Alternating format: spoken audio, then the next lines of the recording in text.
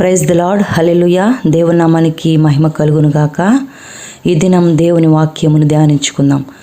దేవుడు సర్వభూమికి రాజయ్యున్నాడు, రమ్యముగా కీర్తనలు పాడుడి. హల్లెలూయా.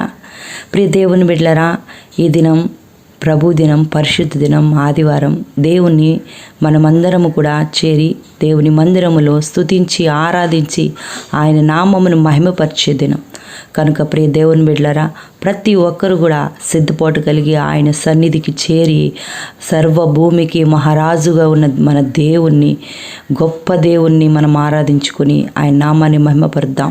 ఎందుకంటే ఆయన్ను స్తుతించి మనం ఆరాధిస్తూ ఉన్నప్పుడు ఆయన మహిమ మన మీద కుమ్మరించబడుతుంది, ఆయన ఆత్మ మన మీద కుమ్మరించబడుతుంది.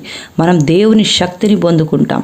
ఈ లోకంలో అనేకమైనటువంటి సమస్యలు, శోధనలు, ప్రతి వాటిని మనం జయించాలంటే మన శక్తి చాలదు, మనం బలం చాలదు.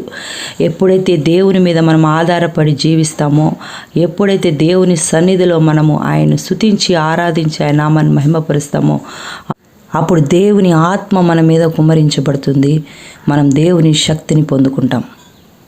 కనుక మనం దేవుని శక్తిని పొందుకోవాలంటే ఆయన స్తుతించాలి. అప్పుడే దేవుని శక్తి, ఆయన ఆత్మను మనం పొందుకుంటాం. బలమైన కార్యములు ఆయన చేయుటకు మనకు శక్తి అనుగ్రహిస్తాడు.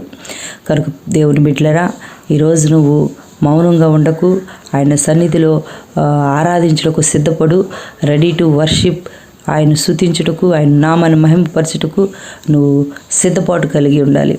మన పితరులైనటువంటి ఇశ్రాయేలు వారు స్తుతిస్తూ ఉన్నప్పుడు యెరికో గోడలు కూల్చివేయబడ్డాయని దేవుని వాక్యం సెలవిస్తూ ఉంది. ఈరోజు నీవు కూడా అలా స్తుతించగలిగితే నీ జీవితంలో యెరికో లాంటి సమస్యలు ఏవైతే ఉన్నాయో, అడ్డుగోడలు ఏవైతే ఉన్నాయో, నా దేవుడు ఆ అడ్డుగోడలన్నీ కూడా తొలగించబోతున్నాడు. ఆమేన్.